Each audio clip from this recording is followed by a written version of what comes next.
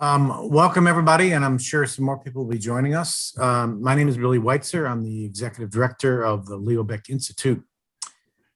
Pleased to introduce our program, which is a part of a year-long project about 1,700 years of German Jewish history called the Shared History Project. That project involves 58 iconic objects that we're releasing over the year. Covers 7 eras with many essays, actually a total of 116 essays. And the website will be popped up in the chat, as well as a link to the object today that we're releasing this week. It is about Heine's quill pen, opera glasses, and manuscript, which gives us a great excuse to bring 2 individuals that I'm very pleased to have on our program who have done a great deal of work relevant to this topic. Both George Prochnik and Alex Ross have written pieces and books on figures relevant to LBI and tonight's program. George has written about Heine, Gershom Scholem, Stefan Zweig. Alex Ross has written on Heine, Magnus Hirschfeld, among others. So let me introduce both. George Prochnik is the author of Stranger in a Strange Land, Searching for Gershom Scholem in Jerusalem. His previous book, The Impossible Exile, Stefan Zweig at the End of the World, received the 2014 National Jewish Book Award for biography memoir. George is also the author of an essay in our Shared History Project about Heine and his relationship with Karl Marx. Alex Ross has been the music critic of The New Yorker since 1996. He is the author of The Rest is Noise, Listening to the 20th Century, Listen to This, and Wagnerism, Art and Politics in the Shadow of Music. In 2008, he was named a MacArthur Fellow. Alex will engage George in a conversation about Heine's revolutionary aesthetics and politics, with a special focus on the musical setting of the poet's verse. They will have a conversation which will be followed by your questions at any moment, at any time. You're welcome to put your questions into the Q&A on the Zoom. And let me just thank both Alex and George and let them take it away. Thanks very much, Bill. And Alex, thank you so much for doing this with me. I'm thrilled that we can speak about this. In trying to come up with a way into a topic as vast as what made Heine so particularly receptive to musicians, to the point where his verses have been scored to music, perhaps more than any other German author, certainly alongside Goethe, the most widely lyricized, musically lyricized poet in German history. I kept coming back actually to a quote by an American author in the 19th century, a poet herself named Kate Hillard, who said of Heine that his verses had this marvelous, charming touch and go effect. She said, when you hear or read his poems, it's like a bird that lands on a bending branch, shakes out one burst of melody, and is gone before you fairly realize its presence. And I want to circle back to that after quickly situating Heine's own story.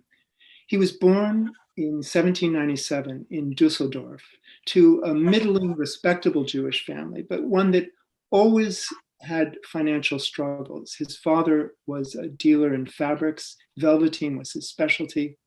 And the inability of his father, Samson, to ever really secure the financial well-being of the family was always in tension with the fact that one of Heine's father's brothers, Solomon, in fact became the wealthiest banker in Hamburg, arguably in Germany at one point, was the equivalent of really a plutocrat, one of the most successful bankers in all of Europe. And Heine knew throughout his life that he was going to be up for some sort of a legacy, but he didn't know how much. And he was always on the verge in his reckless manner of alienating this relative, and was constantly concerned with the problem of whether he would be able to support himself through an inheritance, through this immense family wealth, or would have to earn his living in a more traditional way. His mother tried to set him up repeatedly in different conventional careers, first as a kind of bureaucrat, then in finance, and finally she settled on law as the field that he'd have to focus on. And for years and years, Heine struggled to establish himself, both as a legal student and ultimately to practice. It was the difficulty that he had managing to make himself a lawyer who would be employable that ultimately drove him to convert when he was still a young man in 1825. And the tensions that play out throughout his life with respect to following these paths of his heart's desire as a poet, or being forced into different actions in response to these larger historical tides that he was subject to, I think drove something in his verse that may have an influence on why music, the musical quality of his verse was so appealing to so many different composers. He was unsure throughout his life whether poetry could really supply him with a future in a Germany where, as he grew up, writers were very, very rarely able to make any kind of living at all. And I want to put in together to juxtapose the tension of survival and lyricism in relationship to his verse. Maybe we can go back to one aspect of his childhood that plays into this tension as well. When Heine was born in 1797, Dusseldorf was under French occupation. Napoleon's troops had bombarded the city in 1795. Murat, Napoleon's brother-in-law, would actually govern the city in 1806. Napoleon himself made an entry into the city in 1811 that Heine would liken in a sort of satirical passage in his prose to Christ's entry into Jerusalem. But Heine felt the illumination of French rule and the freedom that came with that against the prescription of the circumscription and proscriptions of German Jewish life at that time, as a light that he lost with Napoleon's defeat.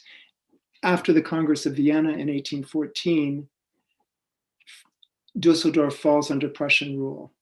And for the rest of Heine's life, he's torn between an allegiance to the spirit of freedom that he experienced as a young man, feeling himself really part of the French Empire, and the fact that his society rolled backwards to something more regressive than what had seemed the movement towards progress that he became an adolescent in, and indeed a young man. So he wanted to make himself a bridge between German and French culture, to some extent between German culture and German Jewish culture. But there are many ways in which he ended up being a figure arguably of contradictions. And that contradictory voice also plays into the ways that his poetry is very nimble, but changes position, changes take on romance. He's a poet of unrequited love, much more so than of any kind of fulfilled passion. And all of the ways that his sort of arch romanticism become a commentary on a long tradition fed into the success that his work had. And he saw this success as in fact being driven by music. He said at one point, my poetry entered the world on the wings of song. And maybe that's something, Alex, that you could comment on, the ways that is both a romantic position and a departure that has something to do with German romantic history and the romantic history of German German music?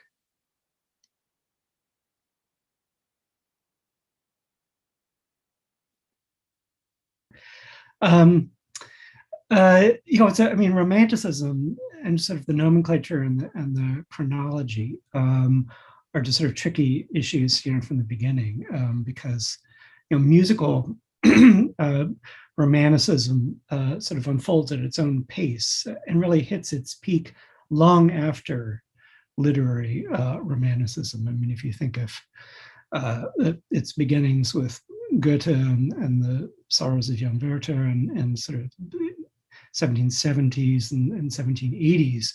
This is during the period of the height of the so-called classical style, Mozart and Haydn. And even through the entire lifetime of Beethoven, there's debate: was Beethoven actually a romantic, or was he sort of remained a sort of classicist, a sort of classical composer? And really, only at the end of the 1820s, with Berlioz's Symphonie Fantastique and with Schubert's late works, and moving into the 1830s and 40s. I mean, this is really the high point of musical Romanticism. So yeah, it sort of unfolds. Each field kind of has its own interpretation of these words. What it means to be romantic. But I think we with Heine, we are really talking about first and foremost Schubert's engagement with him, and it just gets into this very interesting question of the distinct personalities of these two figures who were born in the same year, in 1797, but had very different, I think, worldviews. I mean, we actually know a lot less about what Schubert thought about any given subject than Heine did, since there's very little, almost nothing in the way of autobiographical documents, and because he never really became famous during his very short lifetime, that there's sort of a lack of the kind of copious eyewitness accounts that you get with Beethoven and various other composers. But we know a lot, just from the music itself, and from the songs that Schubert chose to set.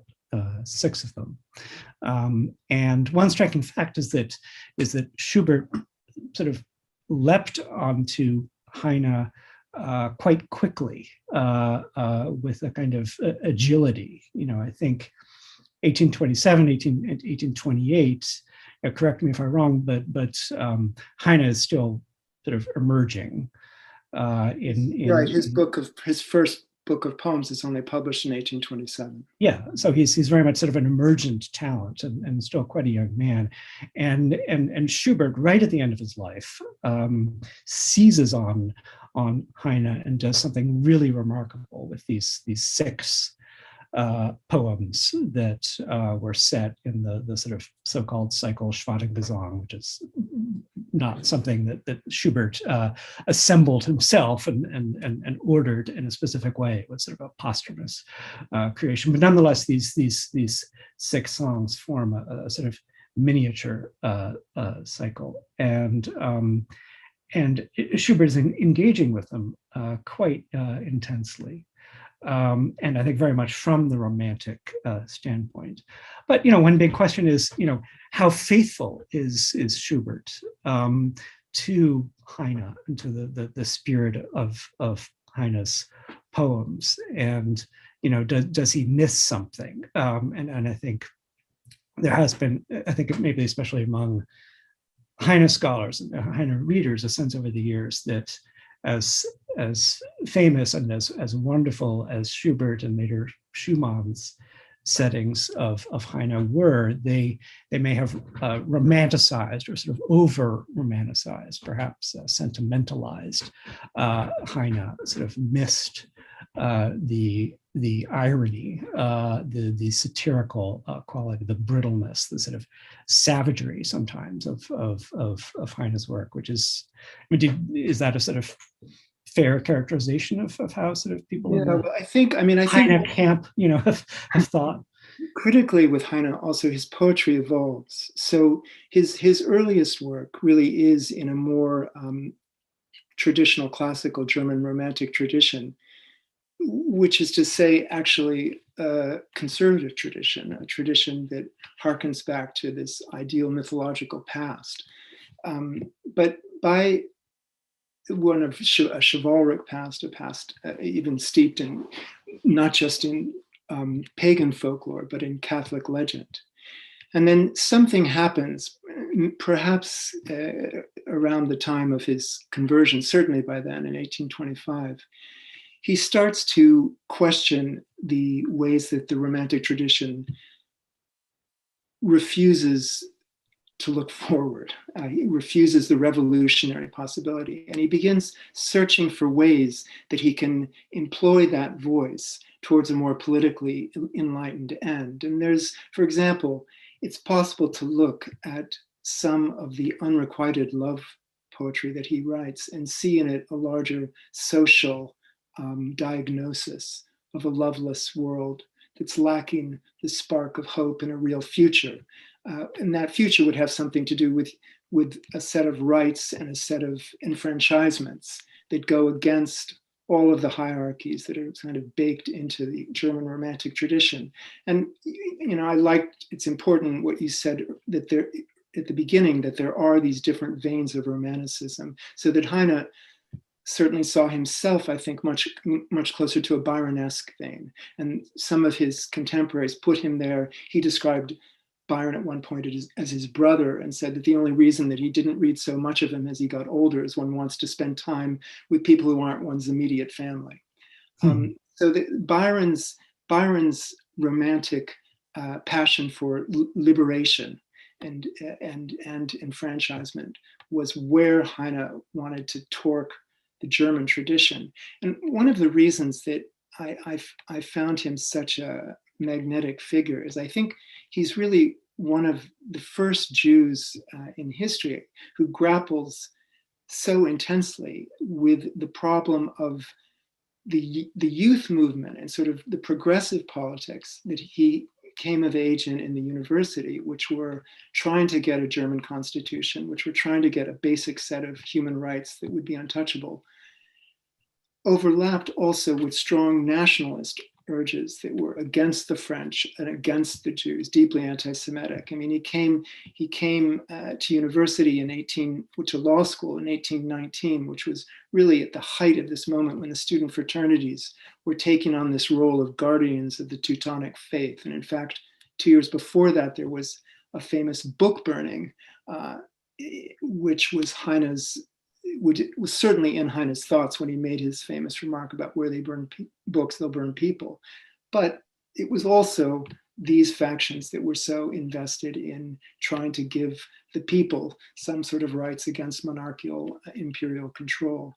So part of Heine's project with Romanticism, and I'm interested whether you think it was possible to pick up on this musically, was to see whether these personal tropes could be projected onto a larger political sphere. Yeah, well, I mean, once again, sort of political questions. Again, with the case of Schubert, it's very tricky because of the paucity, you know, of documentation of his views. I mean, when you think about music and politics in this period, of course, you think first of Beethoven, who, despite all kinds of ambiguities and sort of complexities in terms of his own politics and his own alliances with sort of certain figures of power, you know, did become a great and powerful symbol of liberatory energies. And he himself was such a potent and kind of self-governing, sort of self-propelled figure who sort of made his own world. I think, you know, outside of music and sort of across the arts, across the cultural sphere, he was a symbol of artistic empowerment and individual empowerment, which sort of could very easily be embraced by the forces of revolution, and of a sort of new individualism, sort of the idea of individual freedom. And just Beethoven seemed to embody it, even if he didn't always articulate it. And so that shadow was hanging over the entire cultural world. And then Schubert comes along, who you've never achieved anything like that fame. I mean, sort of partly because he died so young, at the age of 31, but also because I think there was a sort of inwardness and sort of a privateness, a sort of intimacy to Schubert's world, at least in the sort of point to which he progressed in his career. He was not generally making these grand, sweeping public gestures, and so it's something different. And Schubert has been talked about in terms of the Biedermeier world, in terms of a culture and society that faced considerable repression in Vienna, this sort of Metternich restoration. The power of the secret police in Vienna meant that someone like Schubert, who belonged to this rather bohemian sphere, was under surveillance and sort of under threat to a degree. There were a couple of incidents to that effect in his life, and so you're sort of tempted to look at his work, from that political angle, and it all remains speculative, but I think it's plausible to see sort of not merely a sort of personal dimension, a sort of private dimension to these works. I think particularly these late settings of Heine, but also a sort of portrait of a alienated psychological state, which can be read as political, which can sort of seem to have a political impact. And I think it's precisely here where there is a very strong, I think, sense of sympathy and sort of understanding in terms of how Schubert, when this work is very new, is seizing on something quite dark, a kind of almost sort of sense of existential crisis in these Heine poems that were, as you were saying, were at first being received very much as sort of this bewitching, lyrical, romantic work, and so sort of Schubert was very perceptive in that way. What he did not react to and sort of seize upon, I think, was the more playful, satirical, flippant kind of side of Heine. That was just not really Schubert's personality. I mean, there's merriment and there's wit and there's a kind of easygoing quality to his sort of more agreeable sort of lyric pieces, but it's not. It doesn't have a very sharp edge to it, and so that was something that Schubert avoided. I think Susan Ewan's a scholar who's written superbly about Schubert and Heine and the sort of relationship between them, sort of sees a kind of implicit repudiation of Heine's attacks on piety, and his deconstructions of sort of traditional roles, and this is just not something that Schubert engaged with. But certainly this atmosphere of alienation, and just maybe to have a musical example, I'll play the beginning of Schubert's setting of Der Doppelgänger, which needs no translation.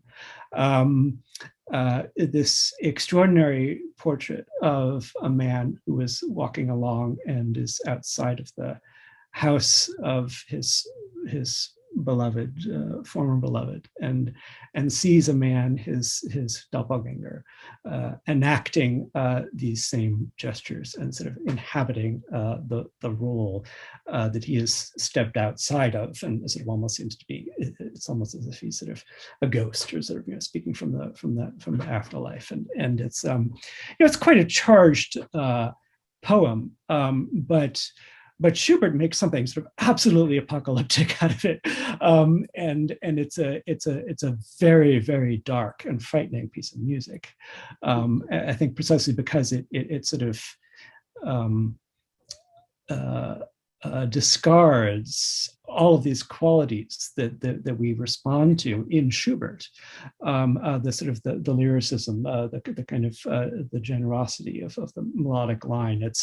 It's been repressed. It's withheld in this music. So I'll just sort of attempt a technical feat of sharing the audio, see how it goes. You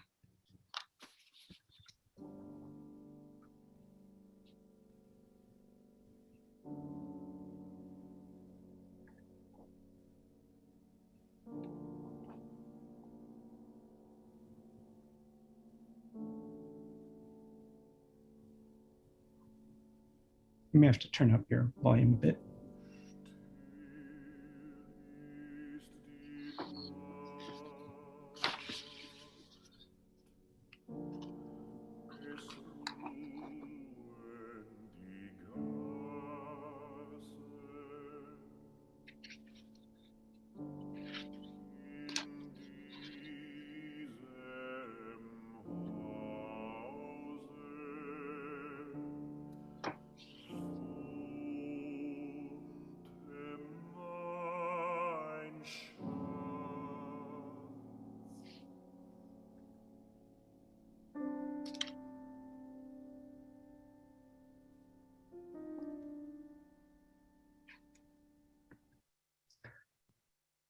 So this atmosphere is so intense, and there's something that Schubert does in a sort of purely technical sense, which I think captures a sense of this hollowness on the part of the protagonist, the sort of alienation, and it's the chords, the four chords that you hear right at the outset in the piano, low on the piano.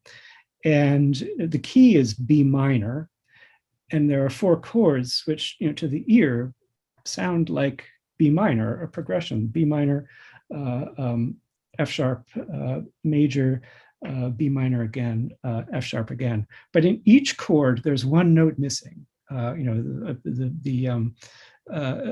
Chords are established, or sort of sense of key of tonal center is established with most often with the triad. The chord of three notes, and so in B minor it would be B, D, and F sharp. But the first chord is just B and F sharp. The second is just F sharp and A sharp. The third chord is only D and F sharp, so the B is missing, and then you go to F sharp and C sharp.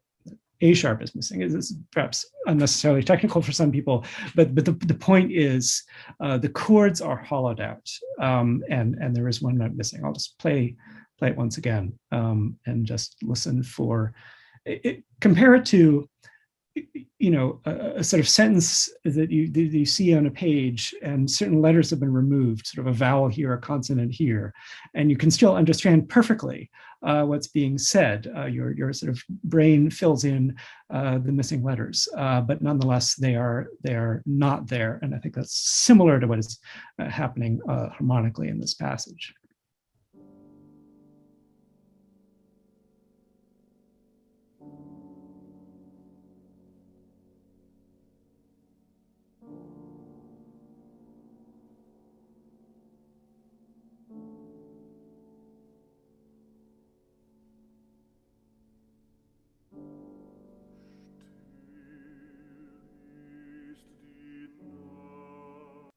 So even before the voice has begun singing, even before we've heard a word of the poetry, we've had a kind of incredibly concise musical exposition of a theme of the poem, of a sort of the mood of the poem and the meaning of the poem, and it's extraordinary. And this is very this is very modern music.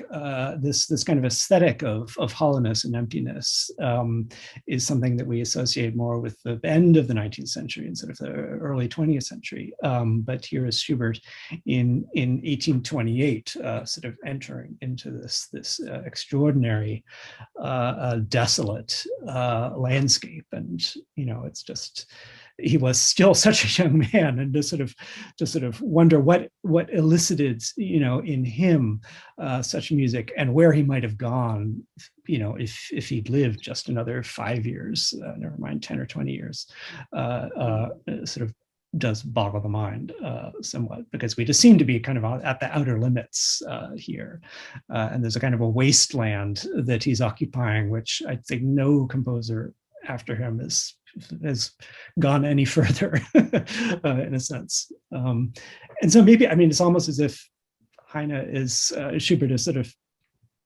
do you think that Schubert is seizing on something that is present in this Heine poem, or is he projecting? Is he projecting his own psychology and preoccupations?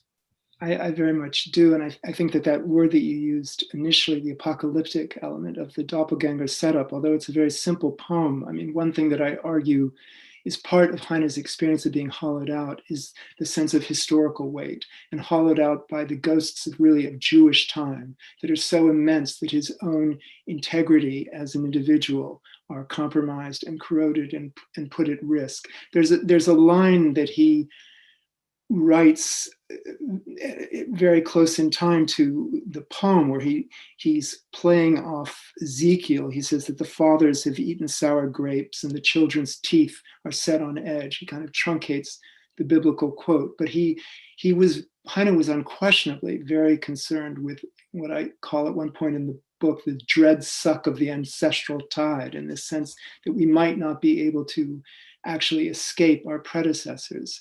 It's not just in terms of an abstract, massive history, but he himself and his family, he had a great uncle by the name of Simon von Geldern, who was an astonishing, picaresque figure, led a very adventurous life, was a court Kabbalist in Hesse, made a pilgrimage to Jerusalem, ended up getting kidnapped by a tribe of Bedouins, and supposedly claimed at least that he became the leader of this tribe of robbers, if more likely he was just some kind of a hostage that was ransomed. But he had this very, very, very colorful life involving all sorts of scandals and all sorts of achievements. But Heine, who might from a strictly romantic standpoint have been envisioned finding this a great inspiration, how wonderful that I have this relative who did these amazing things, instead writes about the period when he was under the influence of this figure as a terrifying sense of the loss of his own self, and the ways that Simon's history seemed to Heine a specific product of the 18th century, and the 18th century as lived by a Jew trying to break out of all the strictures of both economic confinement and roles in life, a larger vocational sense. He feels that he's echoing this in some helpless way. And I think Heine uses doppelgangers again and again. And it seems to me always that it differs a bit from the classic romantic usage, because it has something to do with memory and with this long arc shadow of Jewish time that is what he's both in some way wants to find the glory in, but also is worried is going to completely obscure his own potential as a poet and as a self-made man. I mean, when you spoke at the beginning about Beethoven, I think much of what you described in terms of a person who created a world, Heine saw also in Napoleon, who was for him a lifelong hero for all that he saw ultimately his failure, and talked at one point that if he could have been the George Washington of Europe if only he hadn't had such a big ego, et cetera, et cetera. Napoleon, as a self-made person who managed to change the course of history, was where he wanted his own poetic persona to. He wanted it in that tradition. He wanted that sway. I think of him feeling how Goethe who was around for so much of his life, and it was such a crushing mentor figure, or sort of not quite a mentor, but an overwhelming presence of a Shakespearean model for the man of letters who also becomes a statesman, etc. There was a way in which Heine wanted to make himself the heir of Goethe, but I think of him more in a Bob Dylan way, inhabiting these different revolutionary positions without a consistent world vision, without an ability really to invent himself in any consistent way, except as someone who has this endlessly fertile imagination, who's constantly trying out new roles, new rhetorical positions. The missing chords, the missing notes that you describe, it seems to fit so well with another quality of Heine's poetry, which is these sudden swerves that he makes, changes of what one critic describes as the time zone in which the poetry is taking place, changes where things are very, very smooth, and then there's something just missing, gone, and a new voice enters in, torquing the meaning of the whole work.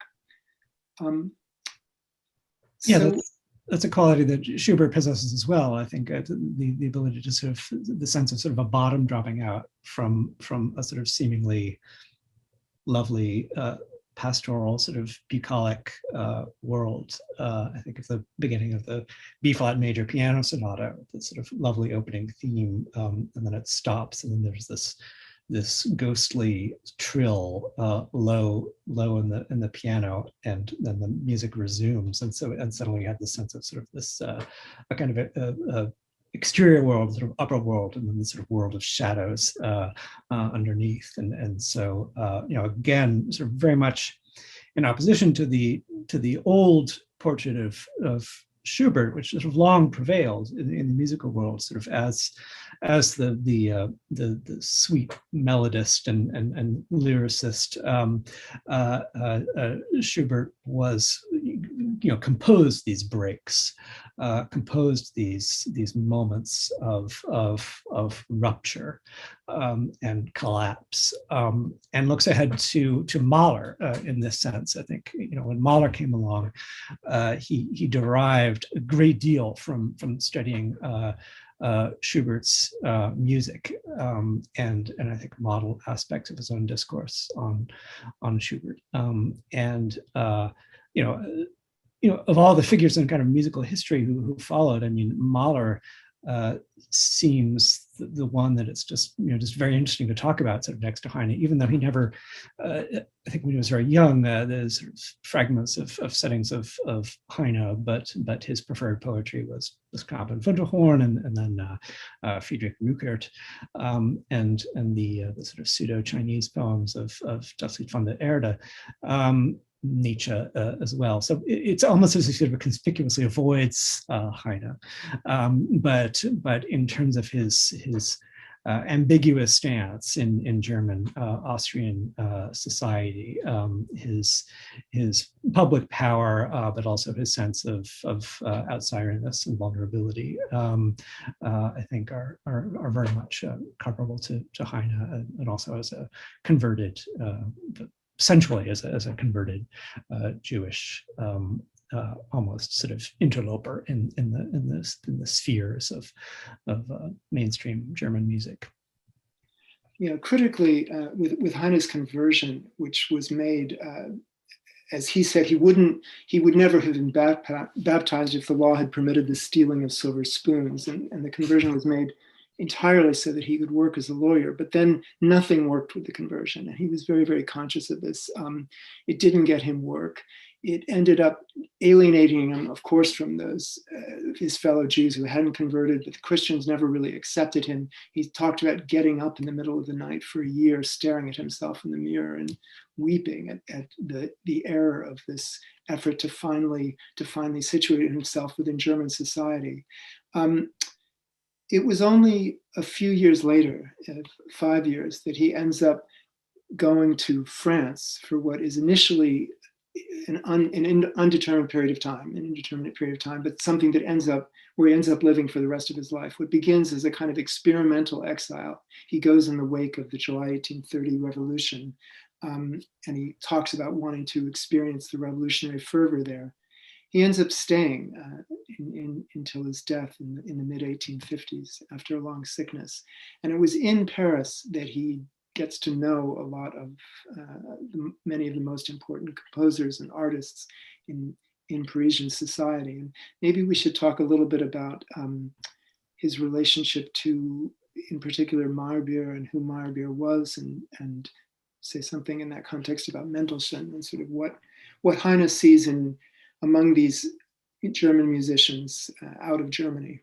Yeah, and of course Wagner as well, and Liszt, and so it's yeah. Whereas with Schubert, he never met Schubert. I don't know if he was immediately aware of Schubert's settings of his poems, but in this later period, he is engaging very directly with these composers. I think as a friend, as an observer, as a journalist, as a satirist. And I think one amazing thing about sort of Heine's writings on music in this period, and this is sort of flipping the script in the sense, because we began talking about how composers use Heine, and there's a lot to be said about Schumann as well, but perhaps we'll sort of save that for another time. Now we're talking about how Heine uses composers, or how he views composers, and it's a very rich subject. But one thing he really seizes upon, and is almost one of the first people ever sort of write about music in this way, is sort of music as a marketplace, music as a cultural phenomenon, as a public phenomenon, with sort of capitalist forces at work, and with kind of social, sort of psychological, cultural forces at work. And so especially the writings on Liszt and these famous discussions of Listomania. And this is kind of a category that he invents, whenever we talk about Beatlemania or any other kind of mania, we're going back to Heine's playful but also very perceptive coining of this sort of pseudo-medical category of people being carried away by this hysteria, and his sort of satirical diagnosis of this hysteria in the crowds, greeting Liszt, responding to Liszt at the height of his fame. And it's there's some wonderful sort of long descriptions where he talks about this electric galvanic magnetic energy circulating in the crowds, and he'll go through these discussions of the mass euphoria, and then he always will stick in, but it's also the case that Liszt was kind of he'll say essentially a brilliant self-promoter, and that he knew how to advertise his, not only advertise his performances, but also to have in the audience hired enthusiasts and admirers to sort of increase the energy in the crowd, which is also a way that he ends up becoming critical of Meyerbeer in terms of the sense that the marketplace comes to dominate their thinking about what they're doing. Right, yeah, the idea of the artist trapped by the audience, sort of trapped by his own fame, by the expectations of the audience, which I think, in terms of his writing on Liszt, he sees sort of Liszt sort of as the master of this insanity, and not sort of the victim of it. And it's worth mentioning that Liszt makes this wonderful setting of Heine's poem Lorelei, a very famous Heine poem, and it's a visionary setting that has its own sense of harmonic adventure that looks ahead to Wagner's Tristan. It's very likely. Do you have that we could listen? Yeah. I'll just play the very beginning, and I think anyone who knows Tristan will hear this pattern of the kind of meandering harmony at work.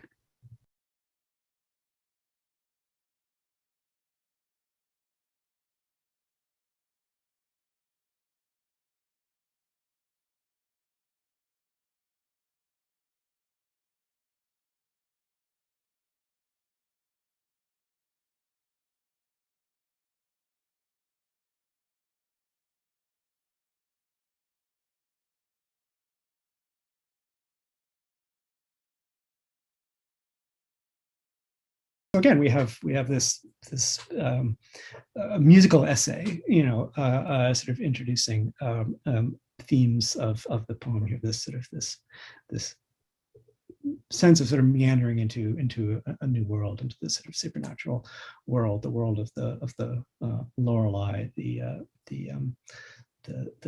seductress, magical seductress, with her enchanting voice, but with, in contrast to Liszt, he does analyze Meyerbeer in a more critical way, which perhaps you could you briefly sum up the sort of evolution of his views on Meyerbeer? Well, he initially views him, doesn't he, as really the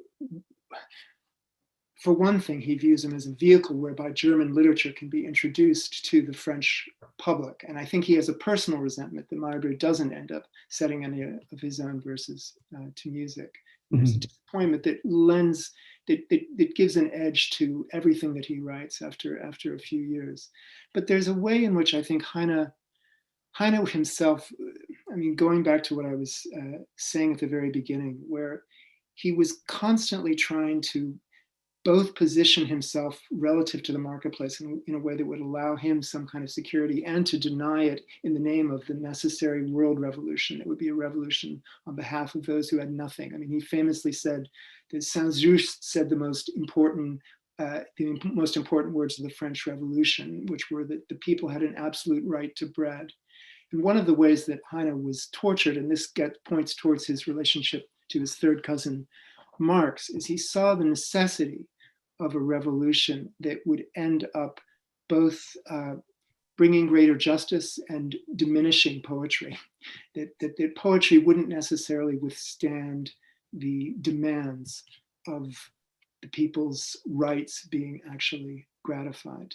And I think Meyerbeer, for him, becomes, he explicitly says as much in some of the criticism, that he kind of shrivels and becomes lesser as he becomes more and more beholden to his own fame. He was very resentful of the fact that Meyerbeer takes on a position as a formal position within the Prussian government as a director of music, and saw this as the kind of thing that he had fought against his whole life. Meyerbeer came from wealth. He didn't have the same economic imperative that was constantly pressuring Heine. And Heine is always ready to resent someone whom he feels doesn't need the money, but takes the extra bit regardless. Yeah, absolutely.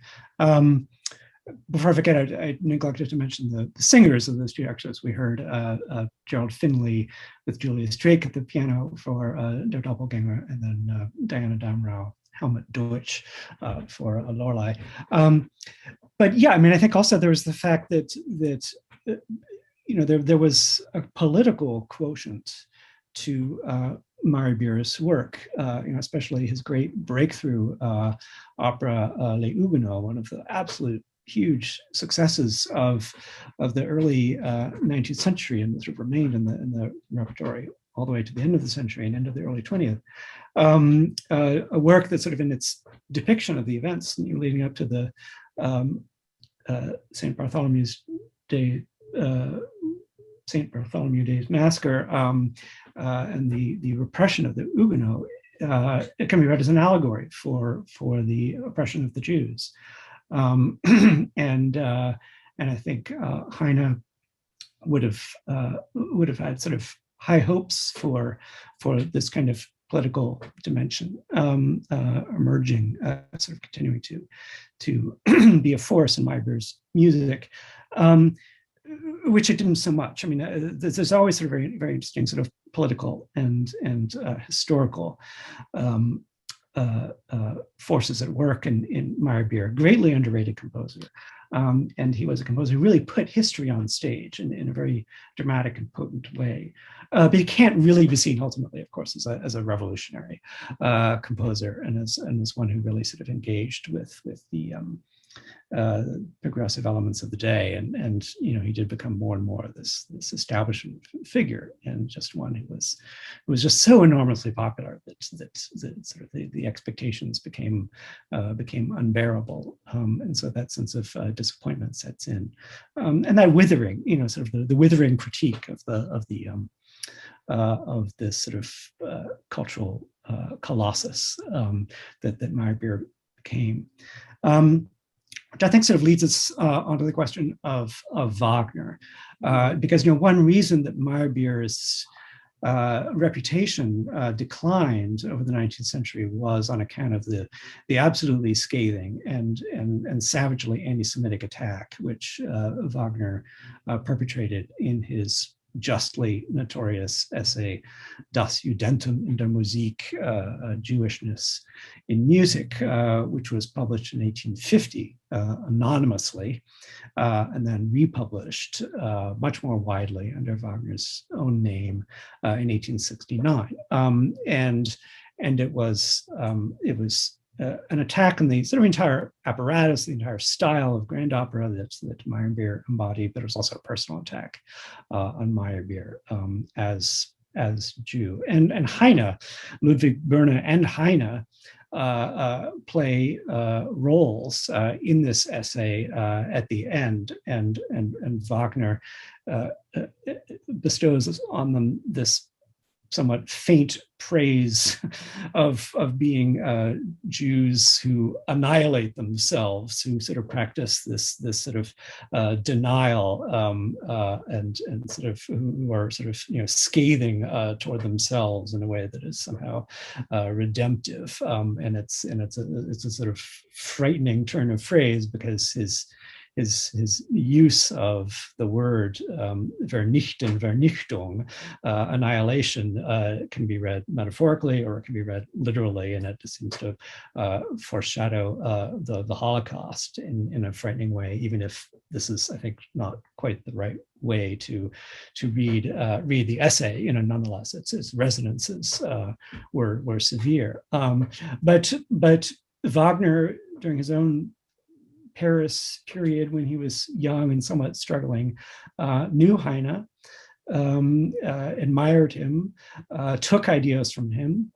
Flying Dutchman and Tannhäuser are both heavily indebted to Heine's versions of those stories.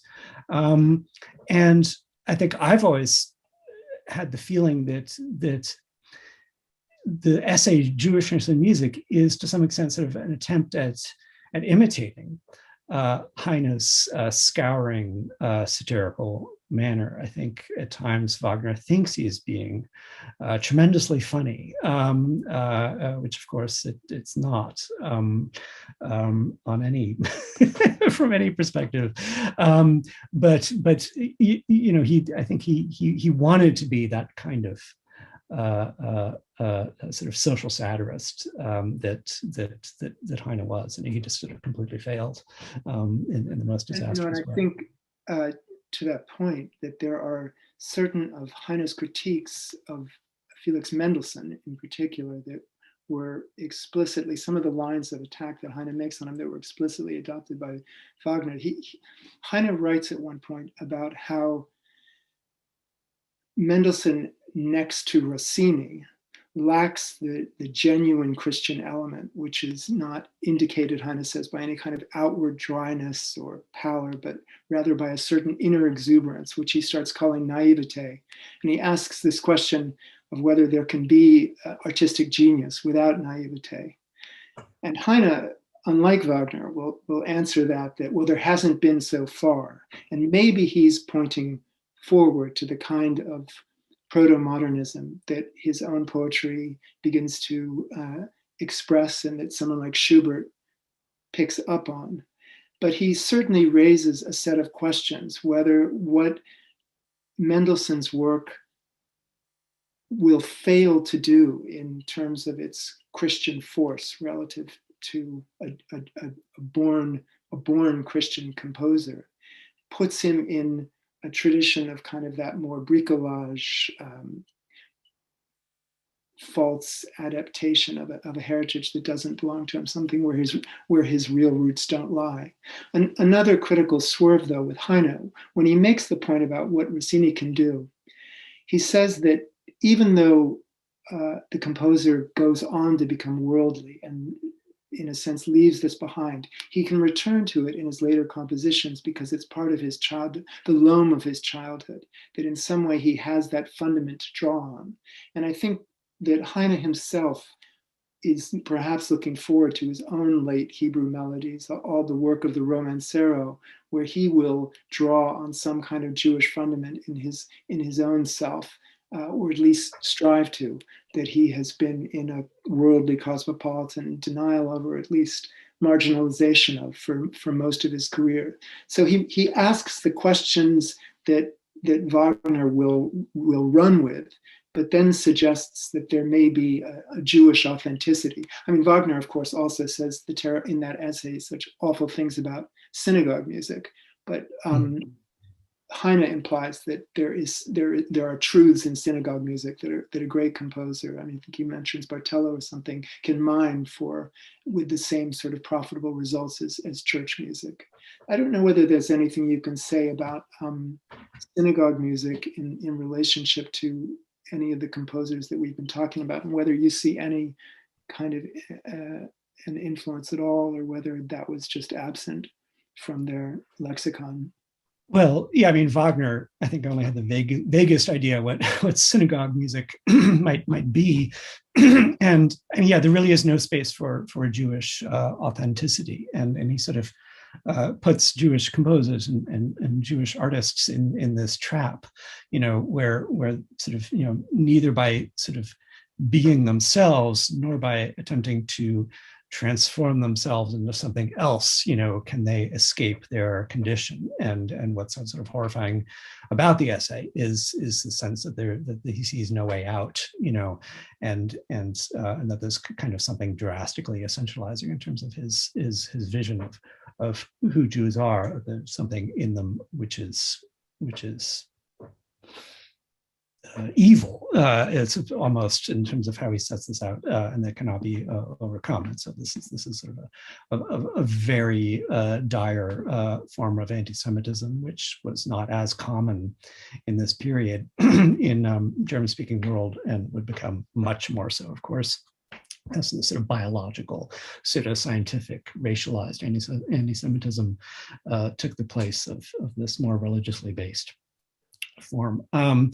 And so, but I think something that you do in your book so beautifully is to sort of take up this idea of Heine's often conflicted relationship with his Jewishness, without sort of raising the specter of self-hatred, which I think threatens to come into the discussion, especially when we look at these passages of Heine talking about Meyerbeer and Mendelssohn in terms that seem to resemble Wagner's, and therefore we can end up seeing Heine as somehow trapped and sort of debilitated by self-hatred. And I think, as you say, it's much more complicated than that, and sort of does him a disservice to put him in that category.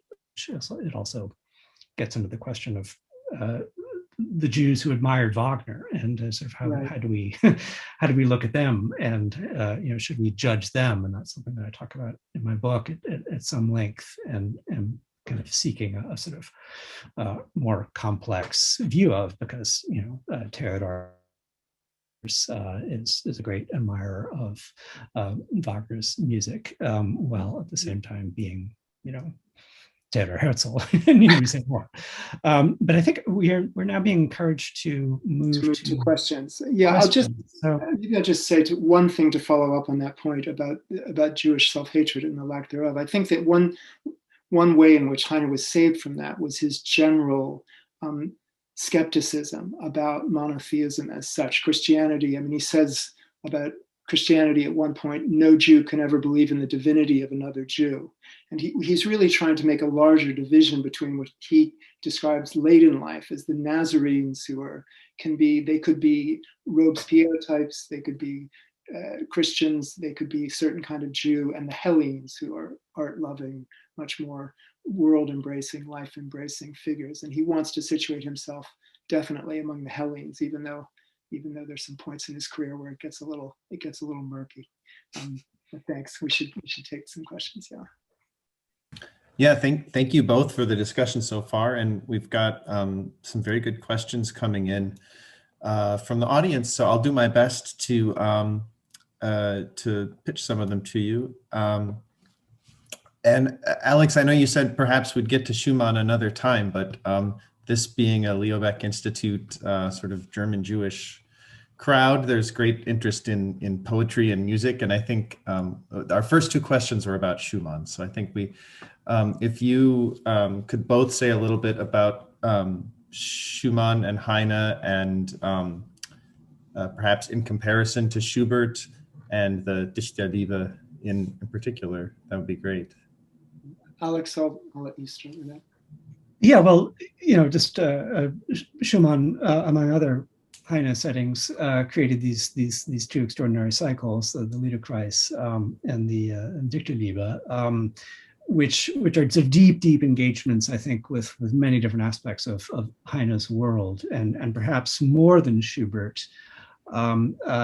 Schumann gets at these sort of in-between states, these sort of ambiguities and this kind of mercurial quality, I think, psychologically, in terms of his treatment of the poems. And sort of as with Schubert, you have the sense of layers, layer upon layer, kind of exterior, in the wonderfully beautiful month of May, and then sort of the voyages, often very dark voyages, that you make beyond that kind of surface of perception, and irony, and so I think irony has to be a topic with Heine.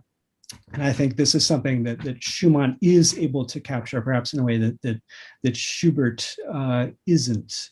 I think Doppelganger has this kind of existential irony, about it. But when you look at Ich grole nicht from Dichterliebe, it's this kind of striding, noble robustness of Schumann's setting of the song kind of undercuts itself. Ich grole nicht. I do not grumble. But it doesn't. He is grumbling. It is. There is this kind of unsuccessful sort of attempt to overcome, to escape that psychological state, and I think that's captured in the music. If I can just say that I think way. With Schumann, that's an important point, in that one of the critiques about the ways that Heine's poetry has been adopted by different musicians has been that it's been often stripped of that irony. And maybe the word they use, ambiguity, is you can preserve ambiguity in a number of different ways, but the irony is tougher, you had said when you were speaking earlier about this. So Schumann's ability to have done that with this kind of disjunction between moods and pretenses of affect is unusual, yes. Yeah, I mean, irony is just trickier in music, I think, because, to have a sense of in the strict sense of a work meaning something other than what it appears to mean, we first have to agree upon what does it appear to mean, which is just people the sort of specific meanings of music is sort of always up for debate and are sort of always in flux, and so sort of to then expect that we can all agree not only in what it appears to mean, but then what it really means, behind the scenes, it's just very tricky. And I think, when you get into discussions of irony later in musical history, in Mahler, in Shostakovich, it's there, but you can never ultimately be definitive about it. There's something that sort of escapes. But perhaps this is the case with literary. Certainly, it can be the case with literary irony as well. It can always be mistakenly taken at face value, and therefore sort of that ironic dimension of it disappears and fails. And I think this happened with Highness, especially the early more romantic poetry. I think. I think I also like the use of the word mercurial, because I think even going back to that initial Kate Hillard quote that I had, there's a sort of mutability to his voice that's there early on, even before the irony becomes very acidic. He just has a willingness to change. And one thing that, for me, the experience of rereading him when I was researching the book was just a constant marveling at the fertility of his invention, and at the number of different positions, rhetorically, different registers of speech in his verse, different registers in his prose as well, that he's willing to adopt and able to kind of fluidly move between. And I wonder if there's something about that fluidity that has a musical quality, even apart from specifics of metrics. Maybe something. Yeah, I think so. And Schumann had it. I think that there's this sort of instability to Schumann's voice, which is a sort of a obvious aspect of his musical personality, which is not the case with Schubert. I think Schubert, that we can adapt different moods and different persona. There's something sort of absolutely irreducibly Schubertian, about his voice. I mean, it may sound strange, but I think of him next to Wagner in that respect. It's there, and I often think that if Schubert had lived longer, he might have become Wagner without. He may have made Wagner unnecessary, because there was something it's one of the most colossal talents in the entire history of music, and sort of the unmistakability of his voice. And yeah, Schumann is more slippery, and I think that made him a brilliant adapter of Heine's poetry. Thanks. There was another question about irony, but I think the conversation you just had was pretty responsive to it. But the same asker, RJ, has another great question that about the Heine-Platen affair. They write, was the infamous Heine-Platen affair a result of the Jewish and queer communities of the moment having been pitted against one another by the same culture that marginalized each group? And for those of the audience that haven't had a chance to read George's book or your great piece in the New Yorker about it, which focuses on the Heine-Platen affair, maybe you could just explain briefly what it was, and then address the question. Yeah, well, George, do you want to have a go? Sure. Right on the eve of Heine going into exile in France, he got in a complicated literary feud with von Platen, who was a nobleman, Christian, and had written a play called Romantic Oedipus, which has some nasty squibs, anti-Semitic, but sort of, I say almost perfunctorily anti-Semitic lines against Heine. This had been predated by Heine giving space to one of his friends, Karl Immermann, to make fun of Platen with some teasing lines about Platen's Gesellen, a particular poetic form that Platen took from Goethe. So it was a sort of esoteric, quarrel. But I think Heine was looking for a fight at this point for lots of reasons. His time in Germany was coming to an end, and there was something about reading this play. He was in Helgoland when he read it, staring at the sea, and he writes about this moment where he's looking at this, and it's not very funny. Platon was a stiff writer, for one thing, and he has none of what Heine loved in Aristophanes, what he called critical to the Aristophanic comedy, this world annihilating idea. And Platon compared himself to Aristophanes, and Heine, I think, saw, I'm going to take him down and show him what a world annihilating idea really consists of. So he proceeds to devote pages upon pages upon pages of a work called the Baths of Lucca to crudely and very cruelly both exposing von Platon's homosexuality, making fun of his poverty, accusing him of pederasty, and just decimating him.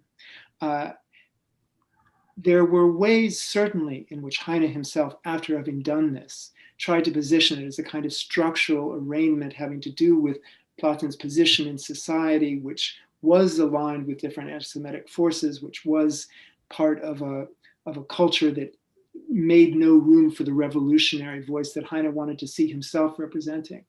But I came to feel, and Alex's beautiful essay elaborates on this, that there were ways in which, however accurate the structural indictment that Heine was attempting might have been, von Platon was just the wrong person. He was basically a humanist. He was in support of all of the kind of reforms of the German law that Heine was searching for, towards something at least more nominally democratic.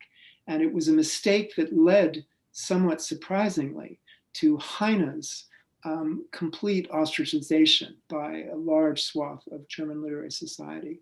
I was surprised to discover how willing the literary intellectual culture of the time was willing to defend someone who had been exposed as a homosexual at that moment. But it was very, very bad for Heine's career. He lost friends, he lost status, and in fact, in some way, may have precipitated, I think, his decision to hop over the border in much grander names. And you can see in Heine's correspondence to his friends afterwards that he realizes that the viciousness of the attacks may have been counterproductive. He starts saying, well, you know, it's true that he's down, but you can't,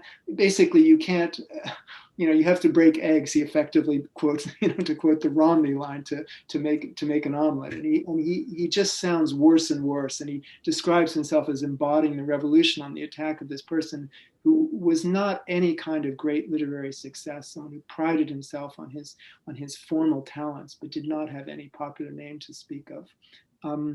Alex, I don't know, do you want to pitch in with? Yeah, I mean, it was just this this epic disaster of it really did destroy Platon. It absolutely humiliated Platon, but it also backfired on Heine. So it's just sort of a lesson in literary figures not attacking one another and not engaging in these kinds of pointless feuds, because sort of the wreckage is kind of still with us.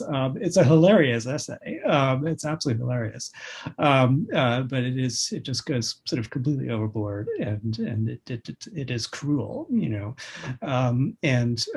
it's just very interesting how, I mean, of course, to be gay, sort of put yourself on the margins of society at this moment, and sort of as the questioner pointed out, I mean, these sort of two marginalized figures, sort of using each other's sort of stereotype, stereotypes that have been attached to them, to attack, each other, and yet, as you say, the way in which people sympathized with Platon was striking, and I think foreshadowed the fact that Germany was going to be the place where gay rights were going to come into view, really for the first time in history.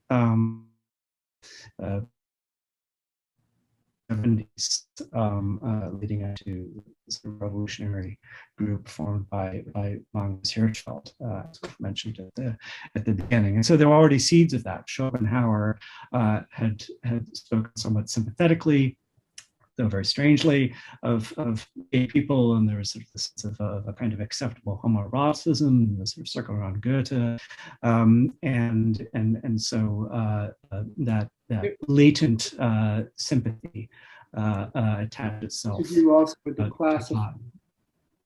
sorry, with sort of aspirations to classical culture. I mean, it would Yeah, this sort of plot neo-Greek very much sensibility. homosexuality in the Platonic tradition. I think we have time for a couple more questions. And I hope you can hear me.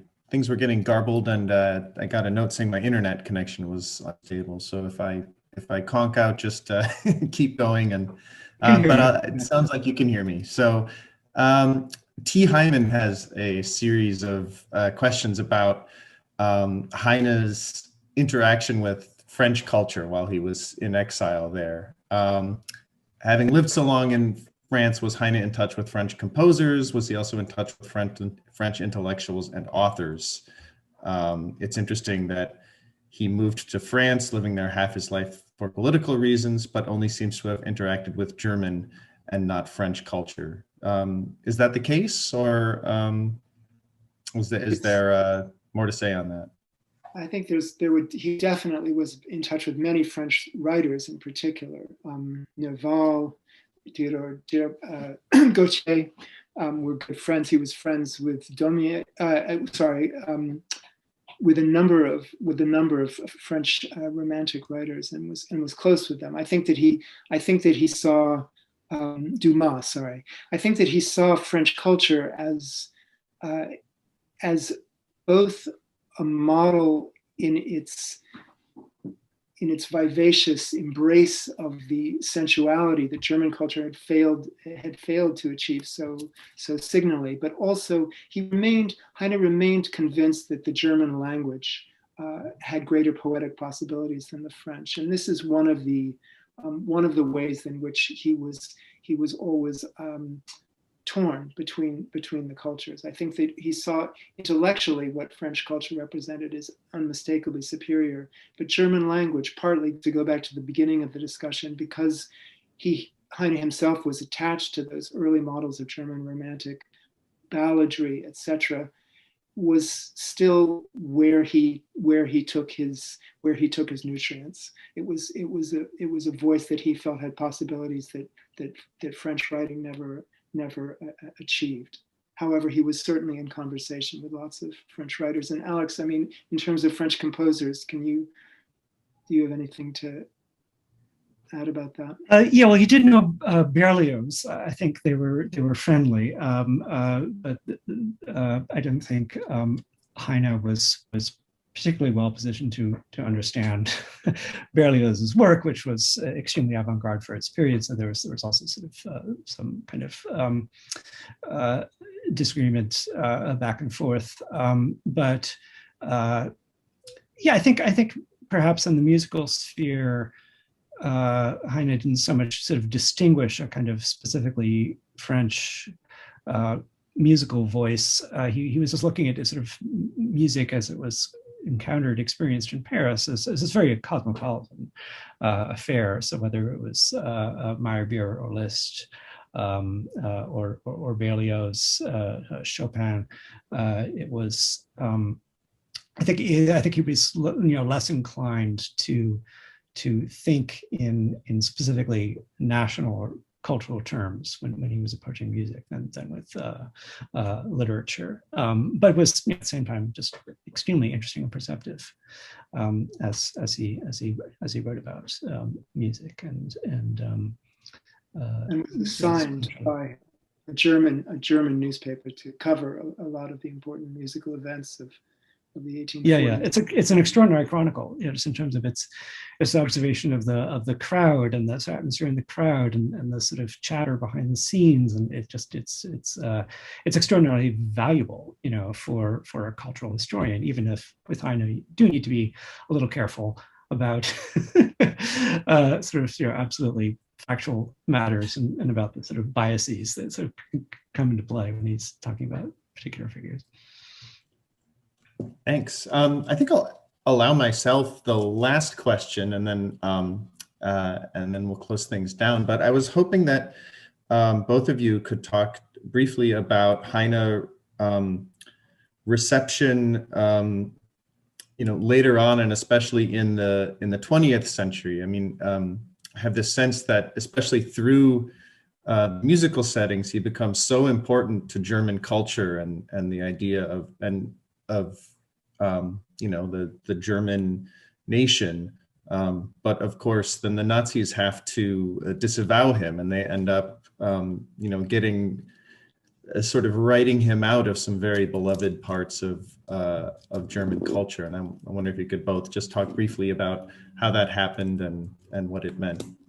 Well, I can say in terms of the Lorelei, his most famous poems, that the Nazis actually couldn't expunge it from the canon. They only expunged his name and attributed it to Anonymous, but it remained really part of German culture right through the Nazi years.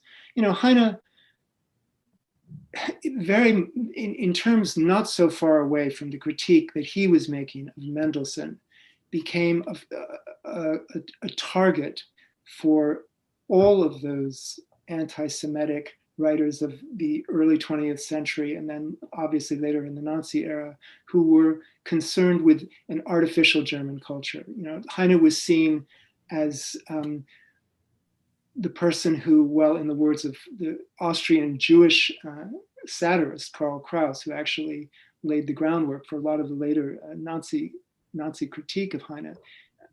Kraus famously says that Heine pulled down the corset of the German language and fondled its breasts. He has this very kind of crude, obscene image for the ways that Heine debases the pure German. And this was picked up on by a number of the canonical Nazi anti-Semitic writers, to see him as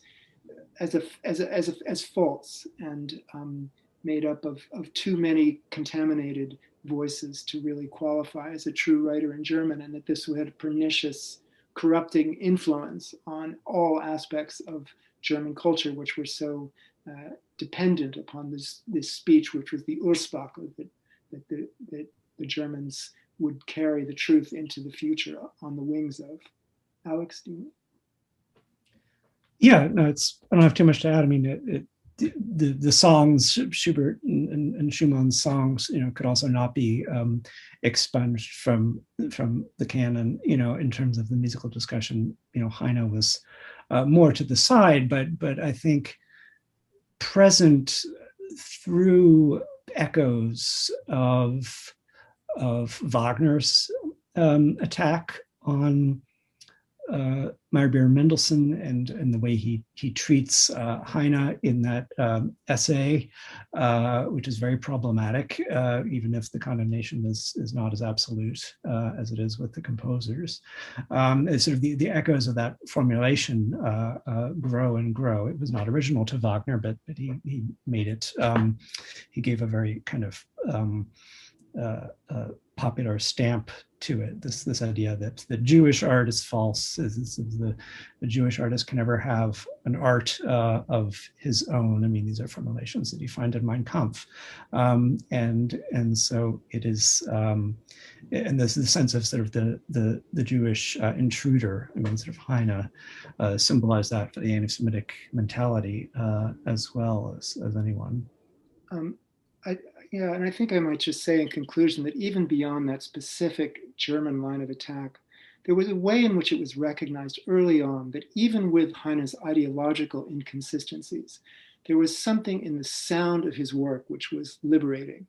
And I argue that this is something that Marx finds an inspiration for his own rhetorical style, but that there was a willingness to just dispense with convention and a lightness of touch that was a threat to all sorts of totalitarian monolithic forms of governance and theorists in terms of different artistic aesthetic movements as well. I mean, the Americans had picked up on this at the end of the 19th century. William Dean Howells talks about the experience of reading Heine for the first time and realizing that while it might be possible to dance in chains, it was neither very pretty nor useful, and that how liberating it was to realize you could just take these off, and that Heine loosened his chains, the chains of his language, and allowed him to speak in an emancipated voice.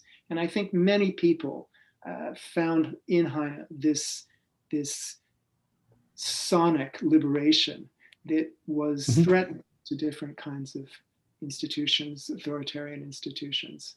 And that this is Yeah, really which you don't find with Jewish composers in this period, and you can't say that either Mendelssohn or Meyerbeer, as important as their works were, really sort of symbolized that kind of sort of real sort of liberatory sensation. But it came later, you know. It came with Mahler, it came with Schoenberg in a very different way, and so in the 20th century, the Jewish voice in music came to be seen very, very differently for all kinds of reasons.